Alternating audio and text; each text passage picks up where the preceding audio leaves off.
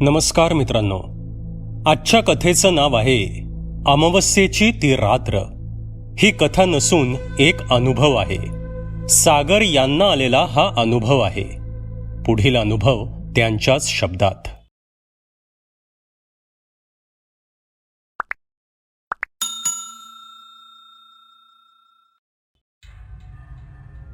नमस्कार, माझं नाव सागर आणि आज मी तुम्हाला मला स्वतःला आलेला अनुभव सांगणार आहे. असं म्हणतात की अमावस्येची रात्र ही सर्वात भयानक आणि भयावह रात्र असते. अशा रात्री वाईट शक्ती जसे की आत्मा, पिशाच्य, भूत, प्रेत किंवा इतर ज्या काही अतृप्त शक्ती असतात त्या खूप जास्त शक्तिशाली आणि बलवान होतात. पण माझा असा समज आहे की सर्वच आत्मे वाईट नसतात. सर्वच आत्म्यांना कोणाला तरी इजा पोचवायची असतेच असं नाही. आणि त्यांच्यामध्येही जे वाईट आत्मे असतात ते सुद्धा दोन प्रकारचे असतात. एक ते जे तुम्हाला थेट इजा पोचवतात आणि दुसरे ते ज्यांना तुम्हाला इजा तर पोचवायची असते पण कदाचित त्यांच्याकडे इतकी शक्ती नसते की ते तुमचं काही नुकसान करू शकतील. म्हणून असे आत्मे अनेकदा काही भ्रम निर्माण करतात. ते तुम्हाला घाबरवतात. जसं एखादं रानटी श्वापद कधीकधी आपल्या सावजाशी खेळतं आणि मग त्याचा जीव घेतं, अगदी त्याच पद्धतीने हे आत्मे माणसांच्या भावनांशी आणि भीतीशी खेळतात. आणि जर तुम्ही मानसिकदृष्ट्या कमकुवत झालात तर मग या जीव घेण्या खेळात तुमचा जीवही जाऊ शकतो. पण जर तुम्ही समजूतदार असाल, जाणकार असाल किंवा तुमचं नशीब बलवत्तर असेल तर तुम्ही त्यांच्या तावडीतून सुखरूप वाचू सुद्धा शकता. कदाचित त्या रात्री माझं नशीब चांगलं होतं म्हणूनच आज मी जिवंत आहे असंच मला वाटतं. त्या दिवसात मी बोर्डिंग स्कूलमध्ये शिकत होतो. 1980 सालची ही गोष्ट आहे. मी तेव्हा 8वीच्या वर्गात शिकत होतो. त्या दरम्यान सणानिमित्त आमच्या शाळेला सुट्ट्या जाहीर झाल्या होत्या. मी त्याच दुपारी शाळेतून घरी जाण्यासाठी निघालो.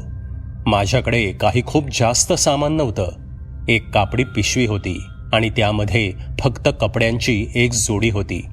एका सरकारी बसने साधारण 3 तासांचा प्रवास करून मी माझ्या गावाच्या रस्त्यावर उतरलो. जेव्हा मी बसमध्ये होतो तेव्हा सूर्य मावळायला सुरुवात झाली होती आणि जेव्हा मी बसमधून खाली उतरलो तेव्हा सर्वत्र गडद अंधार पसरला होता. नेमकी वेळ काय झाली होती हे मला माहीत नव्हतं, कारण त्या काळात माझ्याकडे घड्याळ नव्हतं. पण एक गोष्ट होती ज्यावरून आम्हाला वेळेचा अंदाज यायचा. ग्रामीण भागात रात्री 7 वाजण्यापूर्वीच सर्व दुकानं आणि बाजारपेठा बंद व्हायच्या. त्यामुळे जसा मी बसमधून खाली उतरलो तेव्हा मला इतकं तर समजलं होतं की 7 वाजून गेले आहेत. बसमधून खाली उतरताच मी थेट माझ्या गावाच्या दिशेने चालायला सुरुवात केली. बस थांब्यापासून माझं गाव अंदाजे 3 मैल दूर होतं.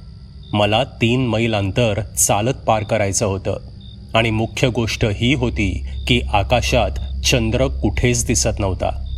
माझ्या आजूबाजूला अतिशय गडद अंधार होता. रस्ता सुद्धा मला नीट दिसत नव्हता.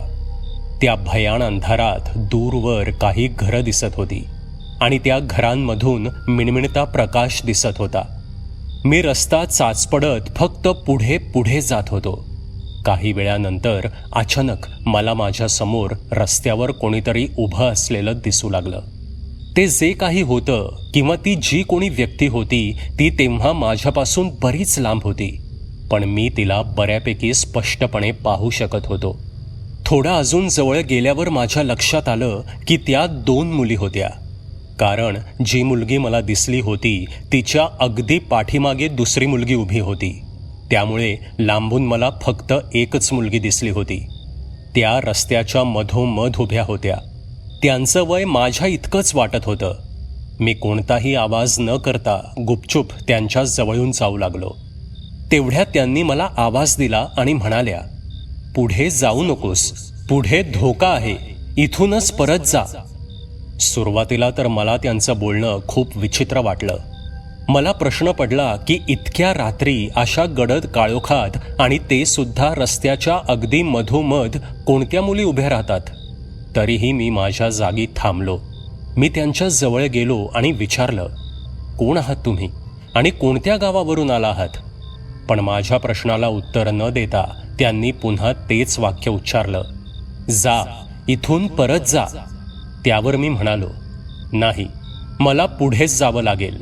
माझं गाव अगदी थोड्याच अंतरावर आहे आणि मला रस्ता माहीत आहे.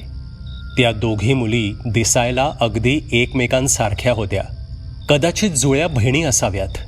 मी त्यांना निरखून पाहत विचारलं, पण इतक्या रात्री तुम्ही इथे काय करताय? तुम्हाला तुमच्या घरी नाही का जायचं? तरीही त्यांनी माझ्या प्रश्नाचं कोणतंही उत्तर दिलं नाही. त्या पुन्हा म्हणाल्या, इथून परत जा.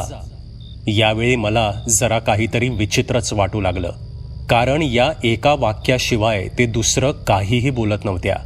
तिथे आसपास कुठून तरी मांस जळाल्यासारखा एक उग्र आणि कुबट वास येत होता. यावेळी मी त्यांच्या बोलण्याकडे दुर्लक्ष करून वेगाने पुढे जाऊ लागलो. काही पावलं पुढे गेल्यानंतर माझं मागे वळून पाहण्याचं मन झालं. तसं तर मला मागे वळून पाहायची इच्छा नव्हती, कारण त्यांच्या त्या विचित्र वागण्यामुळे मी थोडा घाबरलो होतो. पण तरीही मी चोरट्या नजरेने हळूच मान वळवून मागे पाहिलं. पाहतो तर काय, त्या दोन्ही मुली तिथून गायब झाल्या होत्या. मागे कोणीही नव्हतं. ते पाहून माझ्या काळजाचा ठोका चुकला आणि माझं हृदय जोरजोरात धडधडू लागलं. मी आता अधिक वेगाने चालू लागलो. मी काही अंतर पुढे गेलो असेन. तसंच चालता चालता अचानक मला रस्त्यात माझ्याच पुढे 3 स्त्रिया चालत जात असताना दिसल्या.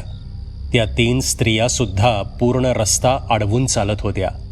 तिघींनी पांढरी साडी नेसली होती आणि साडीच्या पदराने त्यांचं डोकं झाकलेलं होतं. त्यांना पाहून माझा वेग आपोआप कमी झाला. माझ्या मनात विचार आला की आता हे काय नवीन संकट आहे, कारण त्या तिन्ही स्त्रिया अतिशय संथ गतीने चालत होत्या. इतक्या हळू की जेव्हा मी 3-4 पावलं टाकायचो तेव्हा कुठे त्या फक्त 1 पाऊल पुढे टाकत होत्या. मी त्यांच्यापासून थोडं अंतर राखून त्यांच्याच वेगाने चालू लागलो. मी वारंवार मागे सुद्धा वळून पाहत होतो, कारण आता मला भीती वाटू लागली होती. त्यात विचित्र गोष्ट ही होती की रात्र खूपच गडद होती. आकाशात चंद्र कुठेच दिसून येत नव्हता, पण तरीही मी त्या सर्वांना स्पष्टपणे पाहू शकत होतो. शेवटी मला राहवलं नाही. मी मनातून खूप जास्त घाबरलो होतो. मागे त्या 2 विचित्र मुली भेटल्या होत्या आणि आता पुढे या 3 स्त्रिया होत्या. का कोण जाणे, पण मला आता असंच वाटू लागलं होतं की काहीच वेळात माझ्यासोबत नक्कीच काहीतरी वाईट किंवा अघटित घडणार आहे. त्यानंतर मी विचार केला की आता भीती बाळगून चालणार नाही. आपला वेग वाढवावा आणि त्यांच्या बाजूनं झपाट्यानं पुढे निघून जावं. मी पुन्हा एकदा आधीपेक्षा जास्त वेगाने चालायला सुरुवात केली आणि रस्त्याच्या एका कडेला होऊन त्या तिघींना ओलांडून मी पुढे निघालो. जसा मी त्यांच्यापासून काही पावलं पुढे गेलो तसा मला त्या स्त्रियांपैकी कोणाच्या तरी हसण्याचा एक अतिशय मंद पण विचित्र आवाज ऐकू आला. क्षणभर मला वाटलं की कदाचित त्या स्त्रिया आपल्याच गावातील तर नसतील. फक्त खात्री करून घेण्यासाठी म्हणून मी एकदा मागे वळून पाहिलं आणि त्यांना पाहताच अक्षरशः माझे प्राण कंठाशी आले.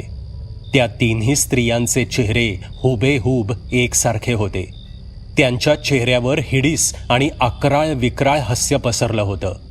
त्या त्यांच्या भयानक पांढऱ्या फटक डोळ्यांनी माझ्याकडे बघून अत्यंत विचित्र पद्धतीने हसत होत्या. ते दृश्य पाहून माझं पूर्ण शरीर सुन्न पडलं. अंगावर सरसरून काटा आला. ते भयानक चेहरे पाहिल्यावर मी जीव मुठीत धरून पळू लागलो. तो रस्ता नक्की कुठे जात होता आणि मी कोणत्या दिशेला धावत सुटलो होतो याचं मला भानही राहिलं नव्हतं. काहीच वेळात मला समोर दूरवर एक अंधुकसा प्रकाश दिसू लागला आणि मी त्या दिशेने फक्त धावत राहिलो. धावून धावून मला दम लागला होता. माझा श्वास फुलला होता. तरीही मी माझी उरली सुरली सर्व ताकद एकवटून पळत होतो. मग अचानक पुढे गेल्यावर मी कोणत्या तरी गोष्टीला जोरात धडकलो आणि खाली कोसळलो. माझ्या पायाच्या अंगठ्याला खूप जोरात मार लागला होता. माझी चप्पलही तुटली होती. पण त्या वेदनेपेक्षा माझ्या मनात भीतीचं सावट जास्त मोठं होतं. काही अंतर पुढे गेल्यावर मला असं वाटलं की मी त्या स्त्रियांना आता खूप मागं सोडलंय. तरीही मनाच्या समाधानासाठी मी पुन्हा मागे वळून पाहिलं. माझ्या मागे दूर दूरपर्यंत कोणीच नव्हतं. मी माझ्या वेदना कमी करण्यासाठी अंगठा दाबून धरला आणि पुन्हा समोर वळालो. समोर पाहताच पुन्हा एकदा माझं डोकं सुन्न झालं, कारण आता त्या तिन्ही स्त्रिया माझ्यापासून किंचित दूर माझ्या अगदी समोर उभ्या होत्या आणि माझ्याच दिशेने सरकत होत्या. तेच पांढरे शुभ्र कपडे, तेच पांढरे डोळे आणि चेहऱ्यावर तेच भयानक हास्य. त्यांना माझ्या दिशेने येताना पाहून मी पुन्हा उठलो आणि धावू लागलो. आता मी आधीपेक्षा जास्त वेगाने धावत होतो. पुढे लांब मला तो एक अंधुकसा प्रकाश दिसतच होता. मला वाटलं की तिथे नक्कीच कोणीतरी असेल, कोणाचं तरी घर असेल, कदाचित मला मदत मिळेल. त्यामुळे मी त्या प्रकाशाच्या दिशेने धावण्यास सुरुवात केली. पण जवळ गेल्यावर मला जाणीव झाली की तिथे कोणतंही घर नव्हतं. तो प्रकाश कोणत्याही दिव्याचा नव्हता, तर ते एक स्मशान होतं आणि तिथे एक चिता जळत होती. तो स्मशानातील अग्नी होता.